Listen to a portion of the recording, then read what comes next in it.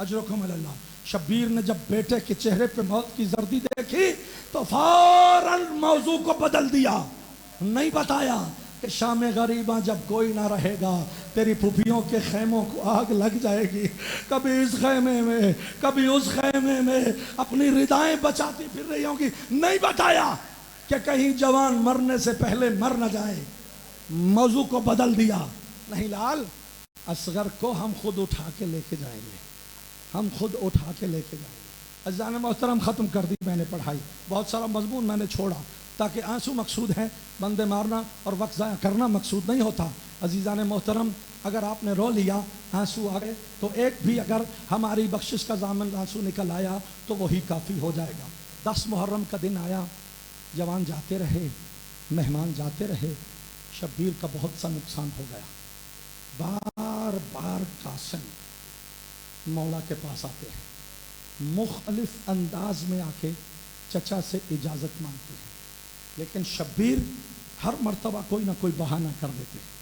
کبھی کہتے ہیں تو میرے بھائی کی نشانی ہے، تجھے دیکھوں تو بھائی یاد آتا ہے، اے قاسم لوٹ جا۔ پھر قاسم آتے تو کہتے قاسم تو بوڑھی ماں کا سہارا ہے، تیرے بعد ام فروہ کا کون ہے، جا لوٹ جا۔ پھر قاسم آتے، بار بار قاسم آتے، بار بار شبیر واپس لوٹاتے۔ ایک مرتبہ قاسم جب واپس روتے ہوئے خیمے میں گئے نا، خدا کی قسم کائنات کی مائیں کربلا کی ماؤں کے جوتوں کی خاک پر نثار کر دی جائیں۔ کیسی ماں ہے، بیوگی کا تنہا سہارا قاسم ہے، روتا ہوا جیسے ہی خیمے کے اندر آیا نا، ایک مرتبہ دیکھ کے اور رو کے کہا تو پھر زندہ لوٹ کے آ گیا۔ قاسم میں تجھے بھیجتی ہوں کہ میری طرف سے قربانی ہو تو پھر لوٹ کے آتا ہے۔ اور روتا روتا قاسم یتیم حسن مٹی پہ بیٹھ گیا، رو کے کہتا ہے ماں باہر جا اجازت نہیں دیتے، اندر آتا ہوں آپ کی آنکھوں میں آنسو، کوئی مجھے تو بتائے میں یتیم جاؤں تو جاؤں کہاں۔ جب یہ جملہ میری آقا زادی نے سنا نا، آپ غور فرمائیں گے تو ماتم کریں گے۔ جب یہ جملہ سنا نا، میری آقا زادی کی نگاہوں میں وہ منظر، وہ ساری تصویر توڑ گئی۔ کون سا منظر؟ کہ جب میرے مولا قاسم کے بابا حضرت حسن کو زہر ملی ہوئی تھی، جگر کے ٹکڑے کٹ کٹ کے باہر آ رہے تھے، سارے اہل بیت آس پاس تھے، قاسم کو سینے پہ لٹایا ہوا تھا، اپنے سرہانے سے ایک تعویذ نکال کے کہا تھا کہ فروا یہ تعویذ میرے قاسم کے بازو پہ باندھے، اور جب کوئی مشکل وقت آئے نا اس کو نکال لینا۔ جناب ام فروا کو جیسے وہ وقت یاد آیا، چہرے پہ سے تمام پریشانی کے آثار ختم ہو گئے، خوشی سے کہا قاسم ذرا بازو تو آگے لا، اس سے بڑا اور مشکل کا وقت ہمارے اوپر کیا ہوگا، جلدی سے بازو دکھا۔ وہ تعویذ کھولا، جیسے جیسے بی بی نے تعویذ کھولا چہرے پہ خوشی کے آثار آتے گئے، کیونکہ پتہ چل گیا یہ کوئی تعویذ نہیں تھا، یہ حسن کا خط تھا اپنے بھائی شبیر کے نام۔ جب خط مل گیا نا جناب ام فروہ کو، بس عزیزوں میں آخری لمحات پہ آ گیا، جب خط مل گیا نا میری آقا زادی کو، ایک ہاتھ میں خط کو لیا، دوسرے ہاتھ سے قاسم کو ایسے پکڑا جس طرح حاجی قربانی کو لے کے چلتا ہے۔ اپنے خیمے سے نکلی، شبیر کے خیمے میں آئیں، جیسے شبیر نے جناب ام فروہ کو آتے دیکھا جلدی سے اٹھے، مجھے حکم دیا ہوتا میں آ جاتا۔ رو کے ام فروہ نے کہا نہیں، ہمارا کام ہے نا اسی لیے ہم آئے ہیں۔ بی بی نے وہ خط دیا، دعا کرو اس علاقے والوں کسی کو بھی اس طرح بھائی نہ ملے جس طرح شبیر کو مل رہا ہے۔ بھائی کی تحریر کو دیکھا، پہلے چوما، پھر آنکھوں سے لگایا، پھر چوما، پھر آنکھوں سے لگایا۔ اس خط نے اس کربلا کے میدان میں دو الگ الگ تاثیریں چھوڑی۔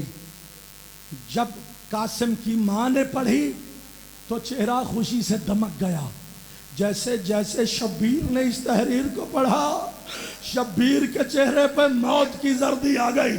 اب جو جملہ تاریخوں نے لکھا ہے وہ مستند تاریخوں میں ہے کہ جب یہ حالت دیکھی شبیر روئے۔ اب جب خیمے میں شبیر کا گریہ سنا نا، تمام بیبیاں اکٹھی ہوئیں، زینب و کلثوم، جناب لیلا، जनाब रुबाम, सारी बीबियां हुसैन की बेटियां। अब बीबियों का हल्का, अल्लाह करे कोई देख ले, मैं समझा लूं। खैमे में बीबियों का हल्का है, दरमियान में चचा और भतीजा है। ये तारीख का मंजर है, ये तारीख का मंजर है। बीबियों का हल्का है मातमी, दरमियान में है चचा और भतीजा। और तारीख ने यह जुमला लिखा है जो मैं जिम्मेदारी से अदा कर रहा हूं कि बीबियों के हल्के के दरमियान शब्बीर ने दोनों बाहों को भतीजे के गले में डाल दिया।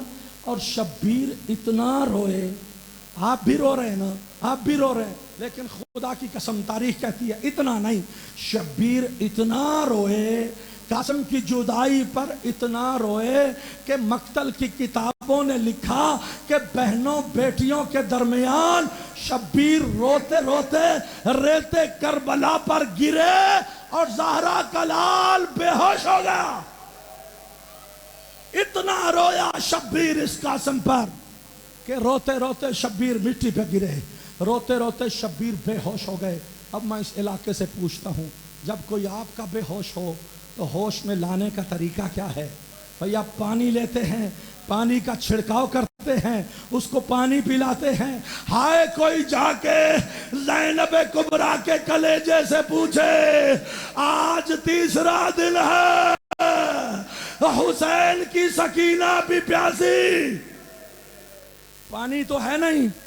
खुदा जाने किस तरह ज़हरा की बेटियों ने, अल्लाह जाने तलियों को मला, किस तरह से दोनों चचा भतीजा को गश में ला, गश से आफाका दिलवाया।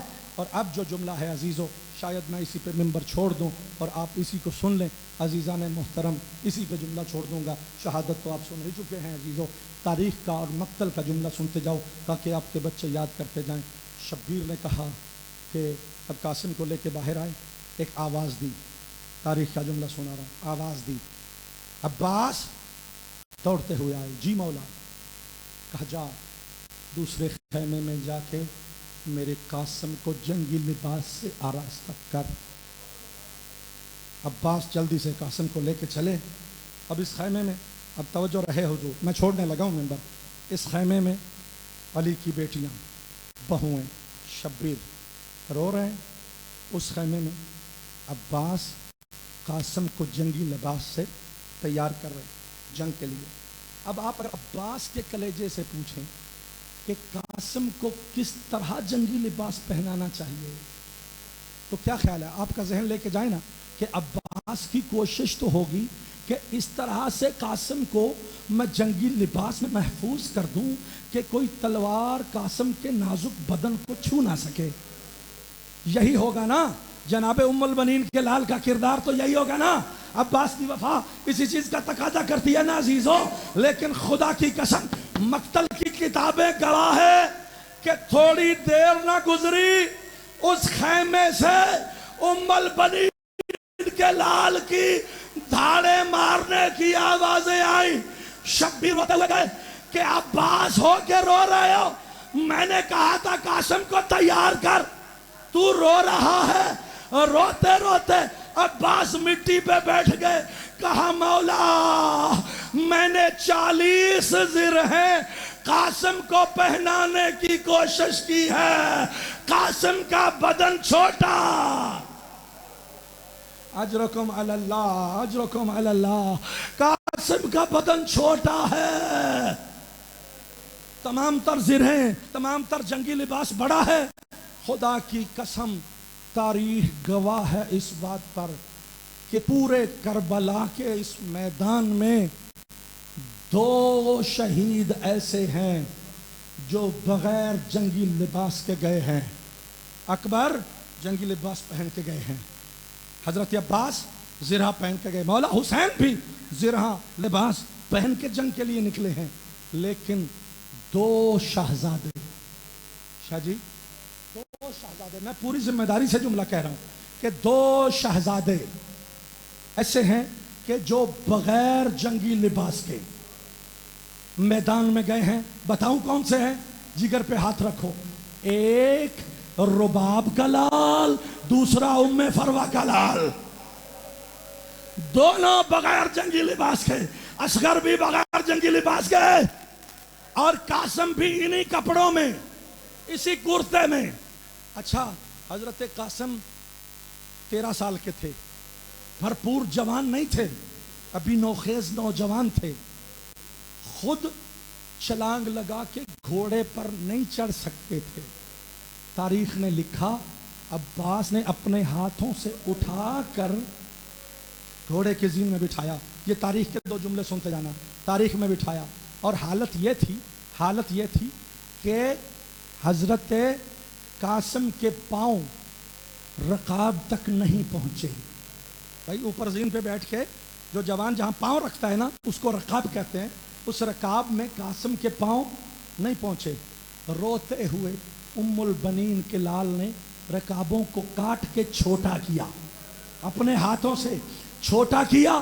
اب بغیر جنگی لباس کے قاسم ہاتھ میں تلوار لیے جیسے ہی راہوار کو لے کر نکلا، میں ختم کرنے لگا ہوں، ام البنین کے لال کی آواز آئی، واہ حسرتا، ہائے او میری حسرت۔ کسی نے پوچھا عباس یہ کیا بیان کر رہے ہو؟ کہا اپنی حسرت کا بیان نہ کروں تو اور کیا کہوں کہ عباس بھی زندہ ہو اور یہ نازک بدن بچے۔ ختم ہو گئی پڑھائی، میرا آخری جملہ، ختم ہو گئی پڑھائی، میرا آخری جملہ میں چھوڑ رہا ہوں۔ آپ جانے، ام فروا کی مکان جانے، میرے بھائیوں میرے عزیزوں، ایک جملہ تاریخ نے لکھا ہے، تاریخ میں جملہ موجود ہے، بس میں اسی پہ ختم کرنے لگا ہوں، میرا آخری جملہ میں ختم کرنے لگا ہوں، ممبر میرے بھائی نکی کے حوالے۔ عزیزان محترم، یہ جملہ تاریخوں نے لکھا ہے، لیکن ہر بندے نے پڑھا ہے، لیکن خدا کی قسم اس کا ثواب ہمیشہ کے لیے جناب علامہ مرحوم اظہر حسن زیدی صاحب قبلہ کی روح کو جائے گا، اس کا ثواب۔ کیوں؟ کیونکہ جس طرح یہ جملہ انہوں نے ادا کیا کائنات میں کوئی نہ ادا کر سکے گا، تو میں انہی کا جملہ انہی کے انداز میں ادا کر کے میں بھائی نکی کو منبر دے کے جا رہا ہوں۔ عزیزان محترم توجہ فرمانا، قاسم بغیر جنگی لباس کے گھوڑے کی زین پر جیسے ہی خیموں سے نکلا تو قوم اشکیا نے، تاریخ کا جملہ، قوم اشکیا نے دیکھا اور آپس میں خسر پھسر کرنے لگے۔ کیا دیکھا؟ تاریخ نے لکھا کہ قوم اشکیا کے وہ ملعون بدو، وہ جنگجو دشمن بھی دیکھ کر کہہ رہے تھے، جیسے ہی قاسم کو نکلتا دیکھا تو ایک دوسرے کو کہتے ہیں دیکھو دیکھو حسین کے خیموں سے چاند نکل کے آ رہا ہے۔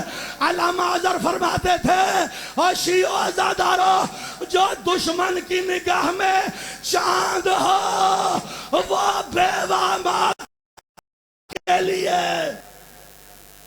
اللہ اللہ